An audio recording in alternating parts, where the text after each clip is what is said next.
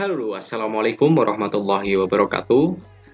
Kembali lagi di channel Ahmad Syarif. Ya, pada kesempatan kali ini saya akan mempresentasikan sebuah topologi perancangan sebuah jaringan cross router, di mana ini adalah contoh soal UAS nomor 1.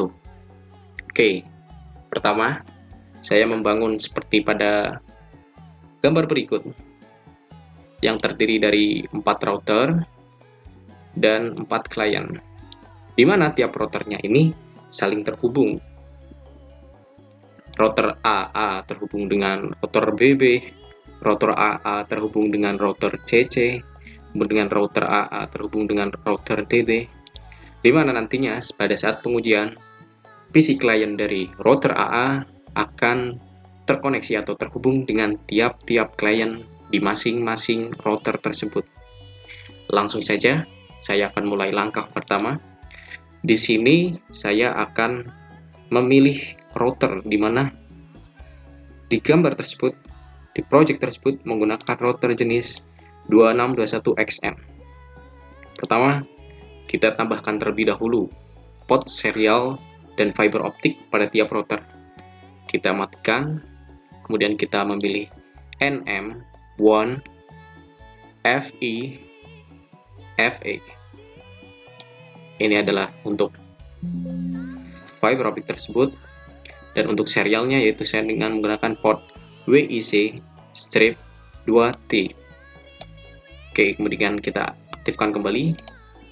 Oke, kita cek terlebih dahulu apakah portnya terpasang. Ini sementara waktu sedang melakukan booting. Oke.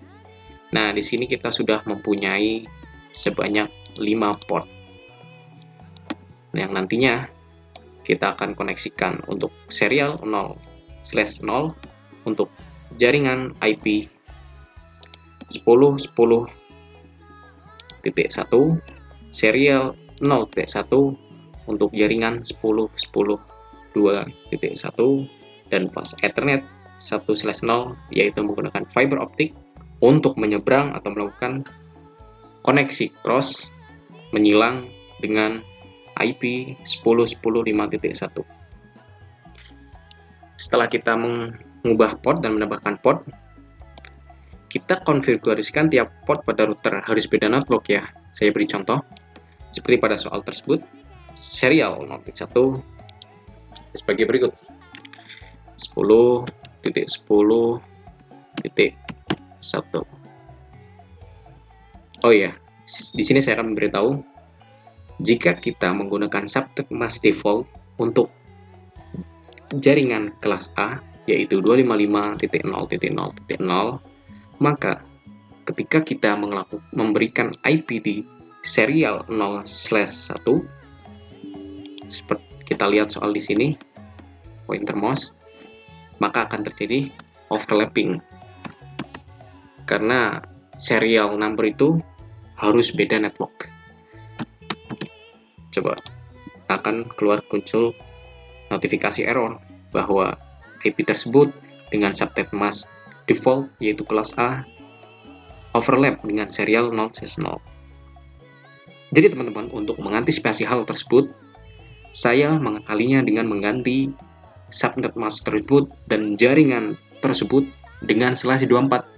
Oke, di mana /24 yaitu 255.255.255.0. Oke, di mana penjelasannya yaitu IP ini akan beda network dengan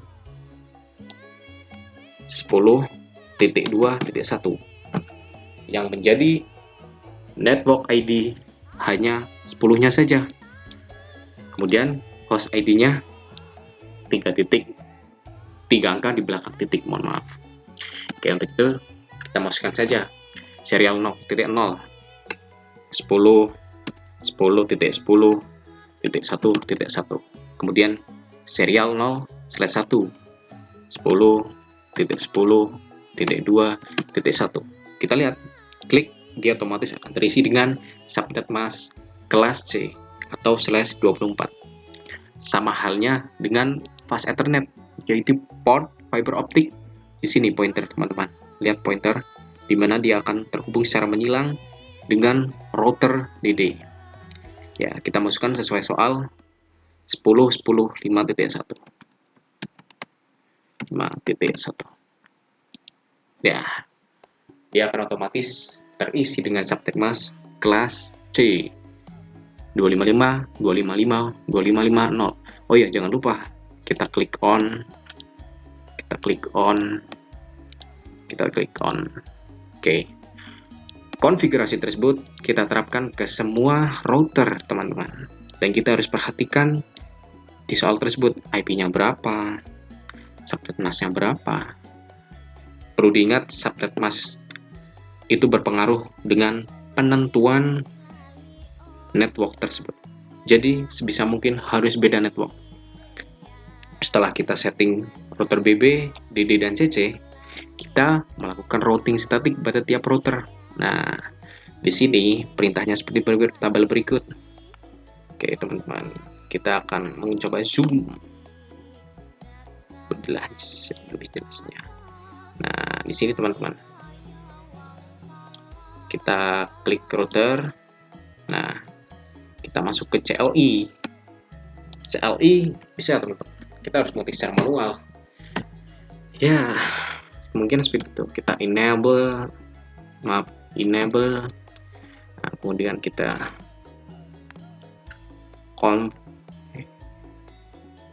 exit dulu. Nah, enable, enter. T. Nah, di sini kita menulis saja IP route 192.168.2.0. Kemudian subnetmask 255, 255, 255.0. Kemudian next hop di sini, teman-teman. Di mana penjelasan dari next hop adalah jalur mana kita akan memasuki network ini. Ya. Nah, di soal kita ketahui kita untuk masuk ke network 192 ini 2.0 tadi, kita lewat jalur ini SE01, SE00 dari router AA dan SE00 dari router BB. Makanya kita harus ketik secara manual. Pertama, kita melalui mana sih? Ingat, teman-teman, yang ditulis adalah network dari IP router yang kita lalui. IP route, rute IP. Perlu diingat, IP route sama perumpamaannya dengan jalur yang akan kita lalui. Kita lewat 10.10 di sini, teman-teman. 1.1.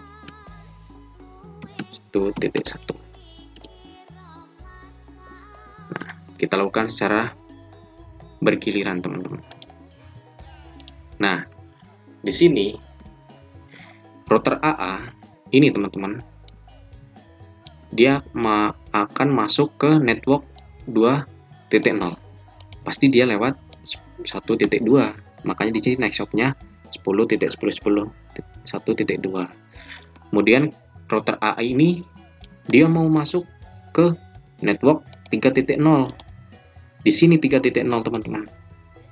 Nah, dia pasti mau melalui port 10.10.2.2. Sama halnya dengan router yang di seberangnya atau di persilangannya. Dia ingin masuk ke network 4.0. Ya, teman-teman. Di sini. Nah, makanya next hop-nya yaitu melalui IP ini 10.10.10.5.2. Kita exit, kemudian running config startup dan config. Oke. Ini adalah untuk menyimpan konfigurasi. Kita lakukan sama halnya dengan tiap-tiap router. Jadi, untuk router BB ini, teman-teman, berarti kita ingin masuk ke network. Nah, di sini teman-teman. Di DBB kita masuk ke netbox 1.0.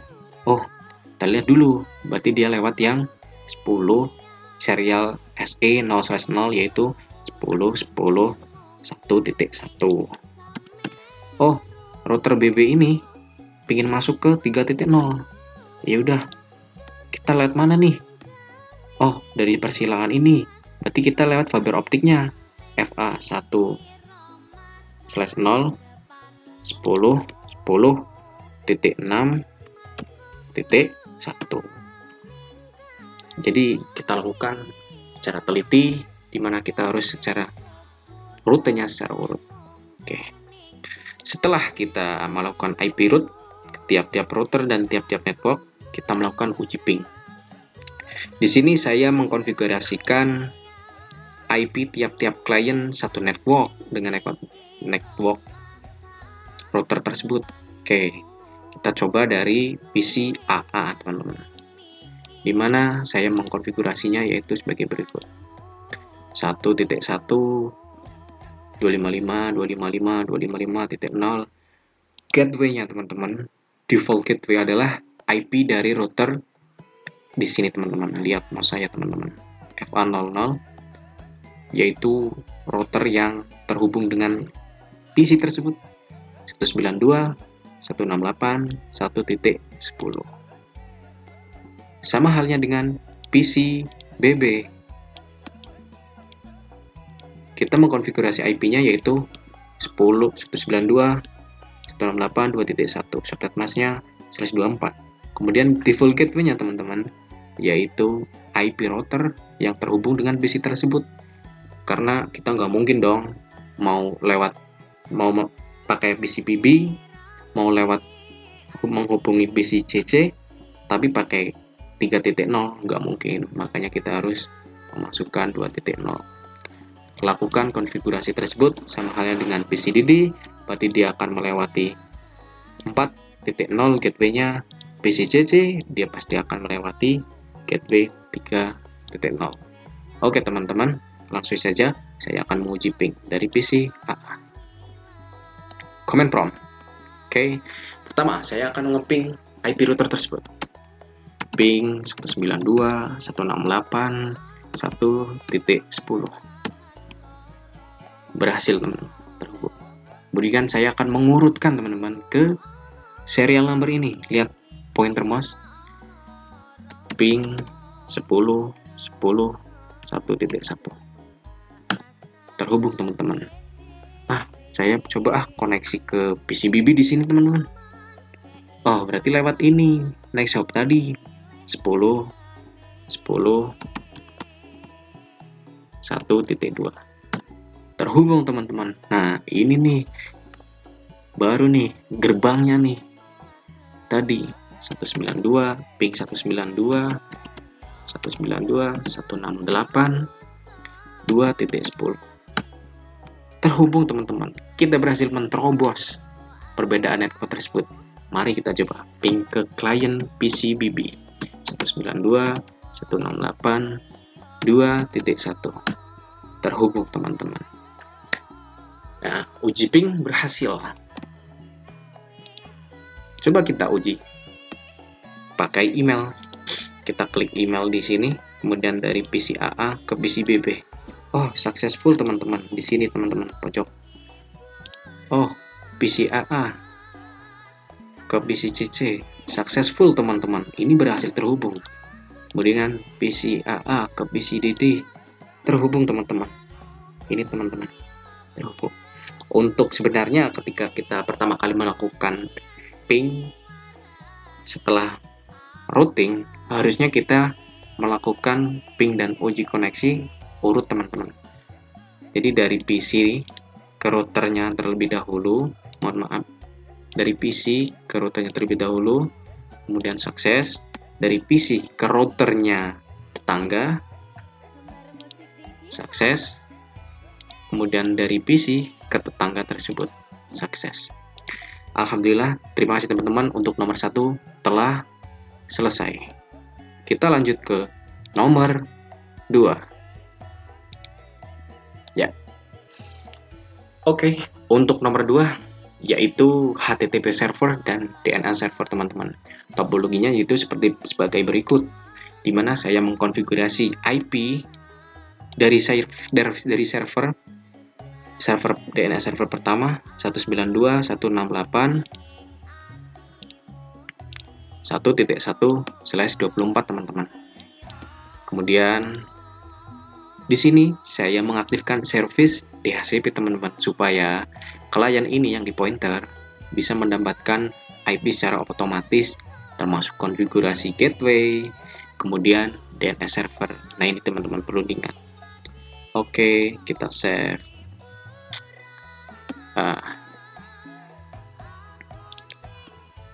Di sini kita klik terlebih dahulu dia untuk mendapatkan IP teman-teman.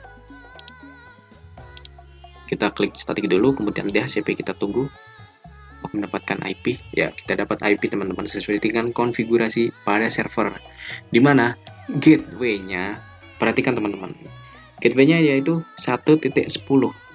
Jika kita lihat pada topologi, 1.10 adalah ini. Ini adalah IP router yang akan dilewati teman-teman, perlu diingat.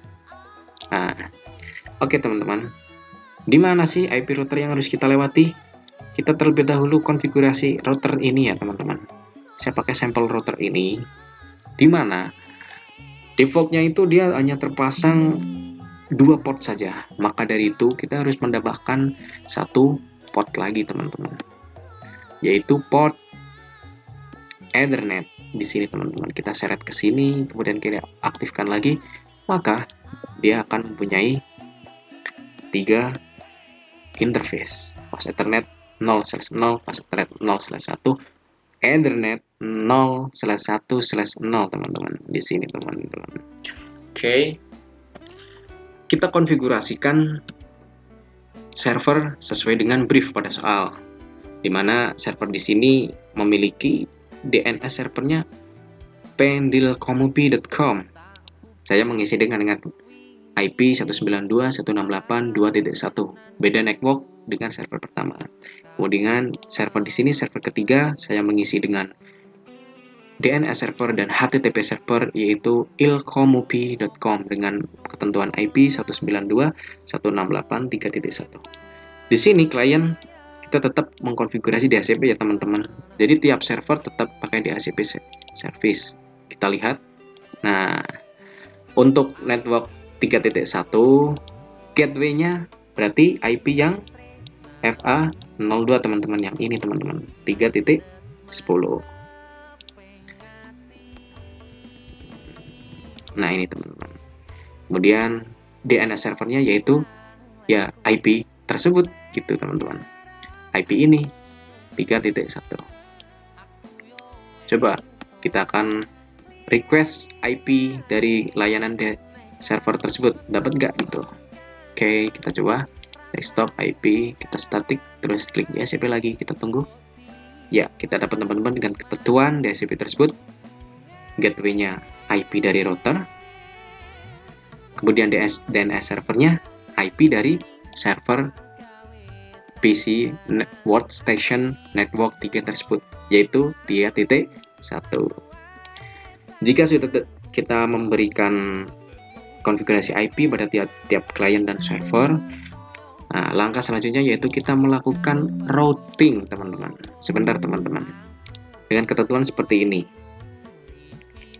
Kita masuk ke sini, bisa CL ini sebenarnya bisa teman-teman. Cuma ini juga bisa wizard, lewat wizard bisa dengan ketentuan seperti berikut, static nih teman-teman. Nah, di mana nih networknya? Jika kita ingin masuk ke jaringan menerobos 1.0, kita ketikkan saja teman, network 2.168 1.0. Subnet masnya /24 255 255 255 5.0. Next hop-nya teman-teman. Nah, next hop adalah IP yang akan kita lalui untuk menerobos IP network 1.0 tersebut. Networknya yaitu dari 3.0 ini, FA0/2 dan FA0/1 teman-teman. Jadi kita masukin 192, 168, 3.0, kemudian 2.0. Oke teman-teman, kita lakukan tersebut dengan 3 kali pengulangan. Di sini ada penjelasan teman-teman. Untuk membuka akses ke workstation 1, yaitu melalui next hop 2.0, 3.0. Ini teman-teman. Untuk akses ke workstation 2, ini pendilkomupi.com. Kita dengan urutan network yang dituju 2.0 tadi, kemudian subnet mask, dan lewat mana? Next hop. Tentunya lewat 1.0 dan 3.0. Ini teman-teman. Sama halnya dengan workstation 3. Nah, setelah melakukan uji root, melakukan routing, saatnya kita untuk melakukan uji ping dan koneksi. Tiap-tiap klien ini apakah terhubung dengan server dirinya sendiri dan server dari tetangganya, dari workstation tetangganya. Saya akan mencoba ping dari workstation network 1 ke server dirinya sendiri. Oke, kita ping 192.168.1.1. Berhasil teman-teman. Seperti yang saya bilang tadi, bahwa setelah kita melakukan routing, kita seharusnya melakukan uji koneksi itu secara berurutan. Secara perumpamaan yaitu kita harus ketika ingin ke suatu alamat rumah teman, ya pertama kali kita harus sesuai jalur. Kita nggak boleh cari jalan tikus, jalan terobos, maka kita akan tersesat. Makanya kita urut. Kita lewat ping 1.10 teman-teman. Ping 192.168.1.10. Bisa teman-teman. Terus kita pengen ke workstation network 2. Lihat pointer teman-teman. pendilkomupi.com, di mana ketentuan DNS-nya adalah tersebut. Oke, di mana kita lewat IP router terlebih dahulu 2.1 ini teman-teman, yang saya pointer ini 2.168.2.1.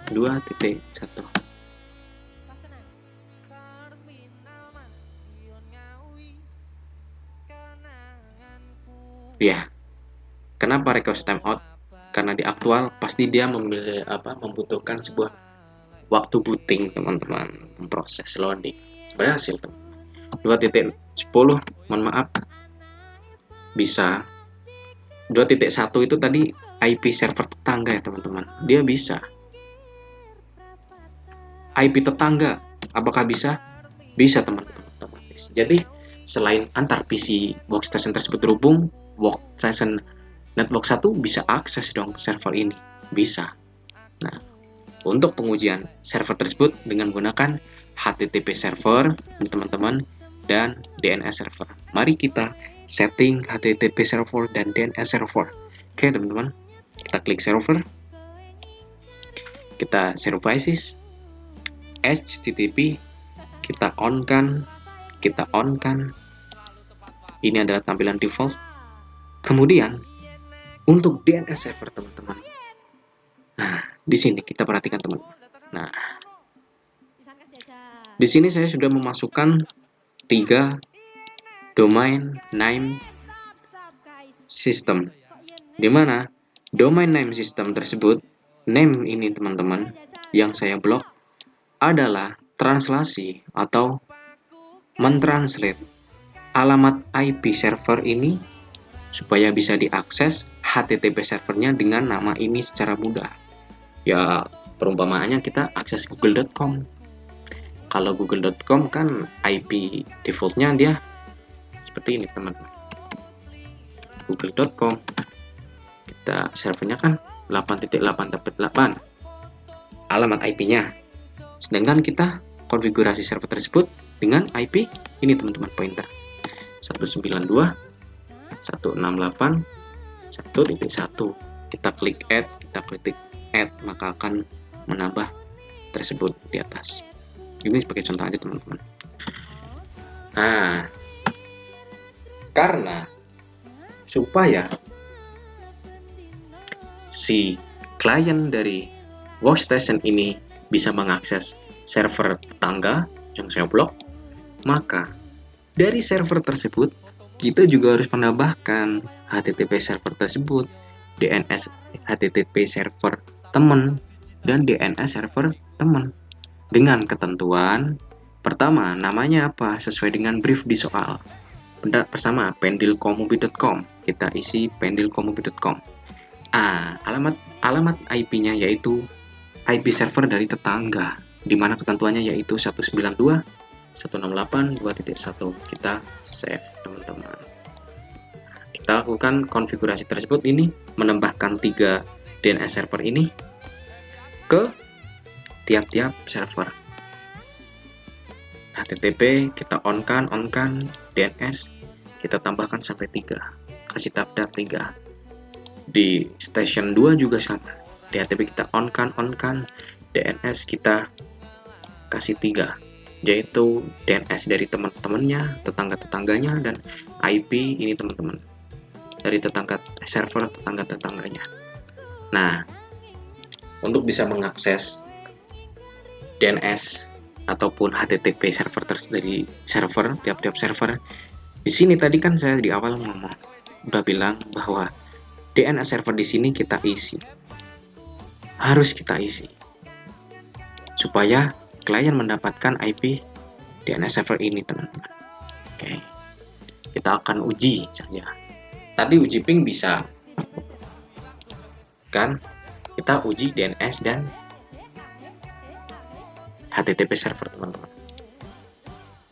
Saya menamakan server diri sendiri tadi dengan check.com.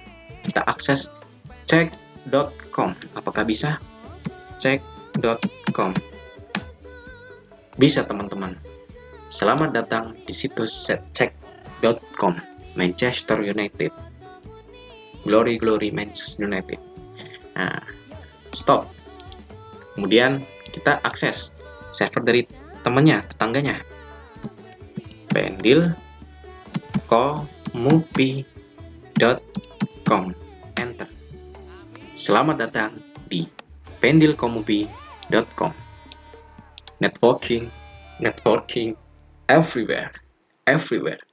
Ya, emang kita hidup di antara putaran networking, entah itu manusia ataupun jaringan sebenarnya, teman-teman. Kita ke server tetangga bisa, yang dari workstation 2, coba kita pengen ke workstation 3, apa sih dia punya DNS? ilkomubi.com. Baik, kita akan mengakses DNS-nya ilkomubi.com. Enter. Apa yang terjadi? Selamat datang di ilkomubi.com. Is this networking? No, this is Patrick. Oke. Masa sih emang klien lain juga bisa ngakses server lain? Bisa, teman-teman. Yang penting syaratnya yaitu PIN-nya berhasil, teman-teman. Coba kita dari workstation network 2. Kita akses server workstation network 1, check.com. Check.com. Selamat datang di situs check.com. Glory Manchester United. Kemudian kita mengakses dari server workstation network 3, ilkomubi.com ini, teman-teman. Apakah akan muncul Patrick? ilkomubi.com. Is this networking? No, this is Patrick. Ya, berhasil, teman-teman. Sama halnya pasti dengan PC 3.